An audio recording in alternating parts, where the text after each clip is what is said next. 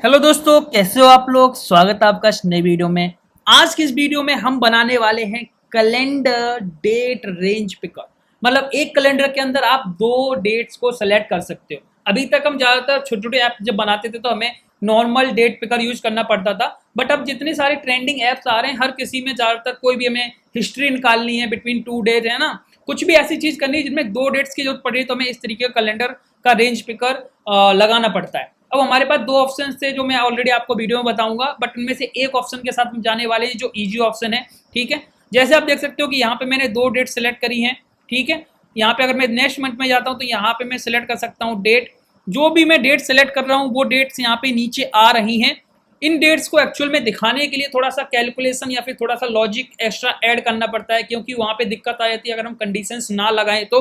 वो आगे वीडियो में देखेंगे, तो वीडियो पूरा देखना, क्योंकि ये बहुत ही ज़्यादा काम की चीज़ है। छोटी है बट काम की है, जो आपको एप्लीकेशन में जगह जगह यूज करनी पड़ सकती है। तो फिर स्टार्ट करते हैं।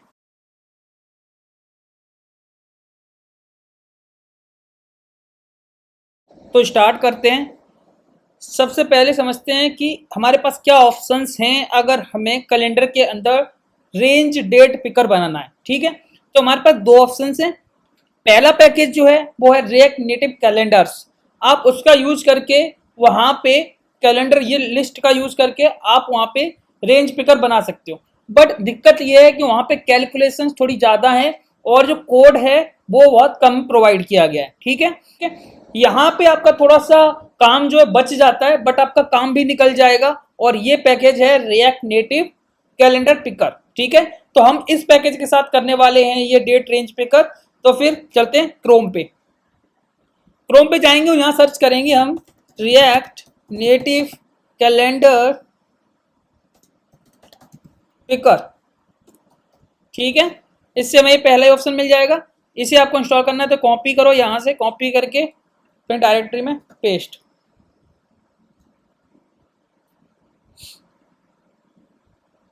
अगर कोई एरर आ रहा है तो आपको क्या करो, सिर्फ पैकेज पैकेज कॉपी करो और यार्नी के साथ, मैं तो यार्नी के साथ कर सकता हूँ। ठीक है, क्योंकि समटाइम मेरा जो है ना वर्जन है एनपीएम के वो ऊपर नीचे हैं, तो इसलिए मैं समटाइम दिक्कत आती है तो मैं यार ऐड करके इंस्टॉल करता हूँ, तो मेरा पैकेज जो है इंस्टॉल हो जाता है। ठीक है, अभी हो जाएगा ये। जैसे ही पैकेज इंस्टॉल होगा हमें उसके बाद क्या करना है, npm रन एंड्रॉयड,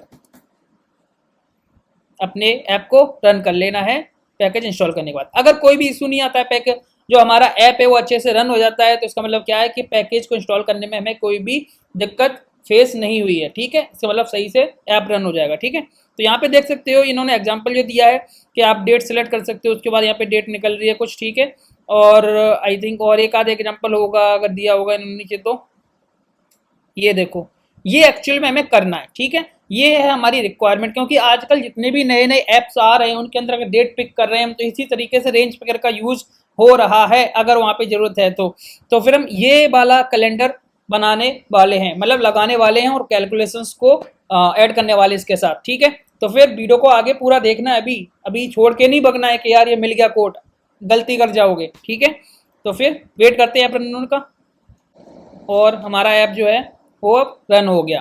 ठीक है, हमारा ऐप रन हो गया। अब हमें क्या करना है, हमें यहाँ से एक नॉर्मल कोड उठाना है। ठीक है,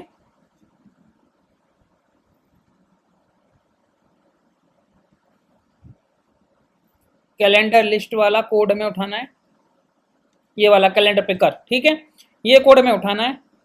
उठा के हमें अपने वाले व्यू के अंदर यहाँ जाके पेस्ट करना है। उससे पहले में इंपोर्ट भी कर लेना है ये। ठीक है, ऐसा नहीं है कि इंपोर्ट नहीं करेंगे, इंपोर्ट भी करना है। और यहाँ पे इंपोर्ट कैसे करना है, import calendar picker from react native calendar picker.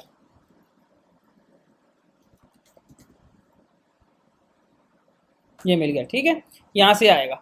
अब यहाँ पे आप देख सकते हो कि यहाँ पे कुछ चीज़ है, जैसे मिनिमम डेट क्या होगी, मैक्सिमम डेट क्या होगी और ऑन डेट चेंज क्या होगा। तो ये ऑन डेट चेंज वाला जो है ना, इस फंक्शन को यहाँ पे बना लो, on const on date change. इसके अंदर हमें दो चीज़ें मिलेंगी। ठीक है, एक तो मिलेगी हमें डेट, दूसरा टाइप। ठीक, ये हो गया। तो ये फंक्शन यहाँ पे आ गया, ये कलर्स दे रखे हैं कुछ हमने। अब हमें minimum date and maximum date लेने होंगे, जैसे यहाँ देखो ये है, ठीक है। तो ये मैक्सिमम डेट आप क्या कर सकते हो, 100 साल के बाद की भी दे सकते हो, है ना, क्योंकि इतना तो जाएगा नहीं ना, तो इसमें तो कोई दिक्कत है नहीं लिखने में। तो यहाँ पे आप क्या करो, इस तरीके से न्यू डेट, मिनिमम डेट और मैक्स डेट, यहाँ पे 2017 की जगह पे आप कर लो 2026। आप जो भी ऐप बना रहे होगे, ऐसा तो नहीं है कि 10 साल बाद की डेट लोगे, मैक्स 1 साल 2 साल, अगर कुछ भी चूज कर रहे हो तो 2 महीने 4 महीने ऐसे ही हो सकता है। तो यहाँ पे 2026 या 2030 जो भी आप करना चाहो, एक मैक्स डेट डाल दो, ठीक है। इसे सेव करेंगे तो यहाँ पे हमें, यहाँ देखो कुछ दिक्कतें अभी आ रही हैं। क्या दिक्कतें हैं, हमें एक मूवमेंट चाहिए होगा, मूवमेंट, ठीक है। हमें एक पैकेज और चाहिए होगा जो जावास्क्रिप्ट का एक्चुअल में है, और जिसकी वजह से हम डेट वगैरह को ना कुछ कन्वर्जन्स करते हैं। तो यहाँ पे उस पैकेज को हम इंस्टॉल करने के लिए क्या करेंगे, यहाँ पे yarn add मूवमेंट, ठीक है।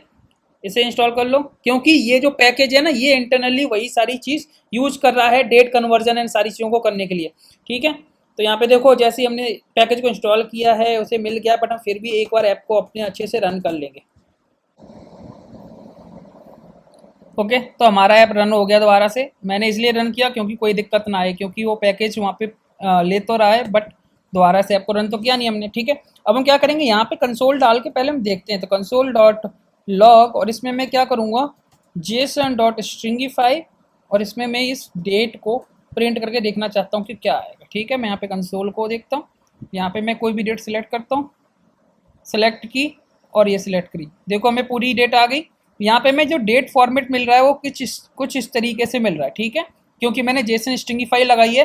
बट ये डेट फॉर्मेट, और आपको नॉर्मल सा चाहिए होता है ना, कैसे month, like day month and year, या फिर ईयर मंथ एंड डे, इस तरीके से एक फॉर्मेट चाहिए होता है आपको, और वो यूजफुल होता है। हमारे लिए ये वाला फॉर्मेट तो यूजफुल है नहीं, तो हम उसमें कन्वर्ट कैसे करेंगे, उसके लिए थोड़ी सी कैलकुलेशन हम इसी फंक्शन के अंदर कैलकुलेशन करेंगे, ठीक है।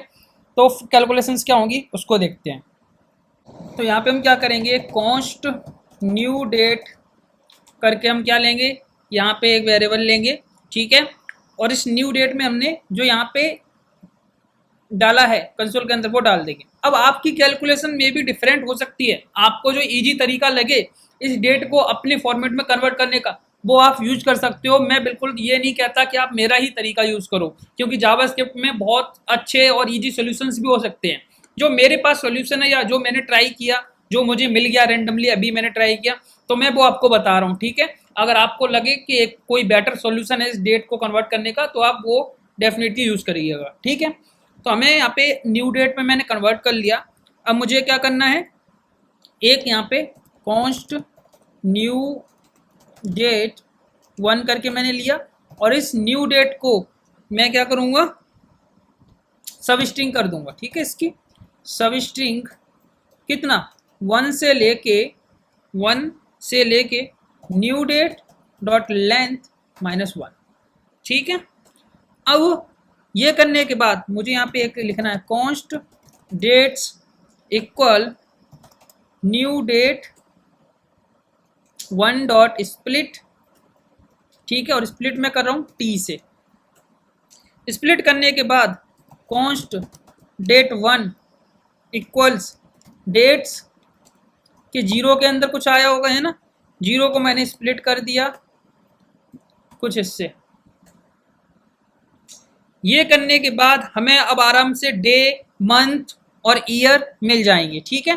तो यहाँ पे आप देखोगे, अगर मैं यहाँ पे बात करूँ तो यहाँ पे अगर मुझे निकालना है डे, कॉन्स्ट डे इक्वल्स, ठीक है, डेट वन का जो डे आएगा वो आएगा 2, ठीक है।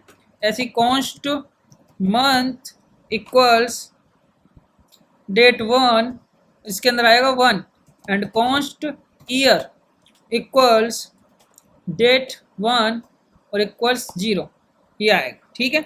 इससे अब इसको मैं अगर कंसोल कर लूँ, यहाँ पे कंसोल डॉट लॉग, और ये हमारा फॉर्मेट, अगर मैं डे, मंथ और ईयर में फॉर्मेट में करना चाहूँ तो मैं क्या लिखूँगा यहाँ पे, debt plus month plus year, ठीक है।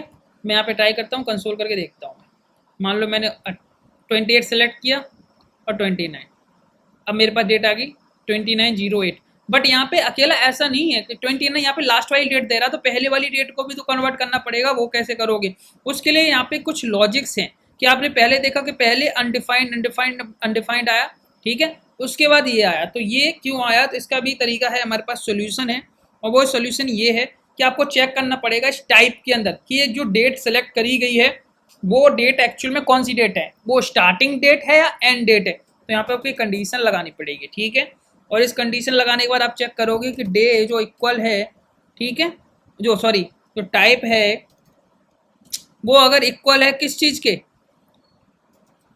एंड डेट, ठीक है। अगर ये टाइप जो एंड डेट के इक्वल, इसका मतलब क्या है, आपने लास्ट वाली डेट सेलेक्ट करी, पहले वाली ऑलरेडी सेलेक्ट कर चुके हो, ठीक है। और इसके अंदर मुझे क्या करना होगा, इफ डे जो हमने ऊपर डे बनाया है ना, डे इक्वल्स अनडिफाइंड, अगर अनडिफाइंड, क्योंकि अभी आप देखा ना अपने कंडीशन में अनडिफाइंड आया था ना, ठीक है, तो यहाँ पे मैं अनडिफाइंड की कंडीशन लगा दी। अगर डे अनडिफाइंड है तो मैं क्या करूँगा, यहाँ पे मैं एक एंड डेट और वो स्टेट ले लेता हूँ दो चीज़ों की, ठीक है। क्या? एक तो const start selected start date set selected start date, ठीक है। इसको मैं यहाँ पे यूज स्टेट के अंदर ले लेता हूँ, और इनको हम एक फॉर्मेट में लगा सकते हैं। जैसे फॉर्मेट में लगा लेते हैं, वो फॉर्मेट क्या है, D D D D M M Y Y Y, ठीक है। सेम हम कर सकते हैं एंड डेट के लिए भी, यहाँ पे कॉपी किया, selected end date selected end date, ठीक है। अब मैं यहाँ पे क्या चेक करने वाला हूँ कि अगर मेरा एंड डेट है, टाइप जो है एंड डेट है, और उसमें अगर डे अनडिफाइंड आ रहा है, तो मैं क्या करूँगा, set selected end date equals यहाँ पे D D M M Y Y Y Y, ठीक है। ये कर दिया। एल्स लगाऊंगा यहाँ पे, अगर ये नहीं है, अनडिफाइंड नहीं है, तो मैं क्या करूँगा, सेट सेलेक्टेड एंड डेट, इसमें मैं यही डेट फॉर्म में डाल दूंगा, डे मंथ और ईयर, ठीक है। तो मान लो ये इस तरीके से बनेगा, है ना। तो इसको उठा लो और यहाँ पे पेस्ट कर दो, ठीक है। ये बन गया, ये हो गया। अब बात करते हैं इस वाले एल्स की, कि अगर ये टाइप जो है ना वो एंड डेट ना है, एंड डेट ना हो के मान लो स्टार्टिंग की डेट हम सेलेक्ट कर रहे हैं, तो हम क्या करेंगे, यहाँ पे सेट सेलेक्टेड, है ना, स्टार्ट डेट, और इसमें मैं ये जो डेट कॉपी करी है वो हम डाल देंगे, और एंड डेट को हम क्या करेंगे, यहाँ पे ये डाल देंगे, ठीक है। अब इन दोनों डेट्स को हमें दिखाना है, तो कहाँ दिखाएंगे, टेक्स्ट में, यहाँ पे दो नीचे टेक्स्ट डाल देते हैं, ठीक है। यहाँ पे लिख देते हैं स्टार्ट डेट, स्टार्ट डेट, और यहाँ पे सेलेक्टेड स्टार्ट डेट, ठीक है। सेम कॉपी कर लो, कॉपी एंड पेस्ट, और यहाँ पे एंड डेट, ठीक है। सेलेक्टेड सेट सेलेक्टेड नहीं, सेलेक्टेड एंड डेट। तो आप देखोगे यहाँ पे मैं दो टेस्ट मिल रहे हैं, ठीक है। अब अगर मैं इनमें से सिलेक्ट करता हूँ, तो मान लो मैंने पहले 25 सिलेक्ट किया, तो देखो ऊपर वाली डेट आ गई ना, 25/08/23। अब मैंने लास्ट डेट 31 सिलेक्ट करी, तो यहाँ पे 31/0। तो बिल्कुल अच्छे से दोनों डेट सिलेक्ट आ गई। अब इन दोनों डेट को आप जो भी एपीआईज में भेज रहे हो या कुछ भी कर रहे हो ऑपरेशन, आप आराम से इन डेट्स के साथ कर सकते हो। तो यहाँ पे ये लॉजिक थोड़ा सा कॉम्प्लिकेटेड हो जाता है थोड़ा सा। और दूसरी चीज, यहाँ पे आप कंडीशन भी हमें चेक करनी होती है कि जो हमारा टाइप है डेट सेलेक्ट करने का, वो कौन सा एंड डेट है या फिर स्टार्टिंग डेट है, और उसके बेस पे हमें ये सारी चीजें करनी होती हैं, अदरवाइज एरर आ जाते हैं, ठीक है। तो अगर वीडियो हेल्पफुल लगा हो तो लाइक जरूर कर देना, चैनल को सब्सक्राइब कर लो, क्योंकि ऐसे बहुत सारे छोटे छोटे वीडियोस जो आपके काम के हैं, लॉजिकल हैं, जरूर आते रहेंगे आगे, ठीक है। और मिलते हैं नई वीडियो में, तब तक के लिए बाय।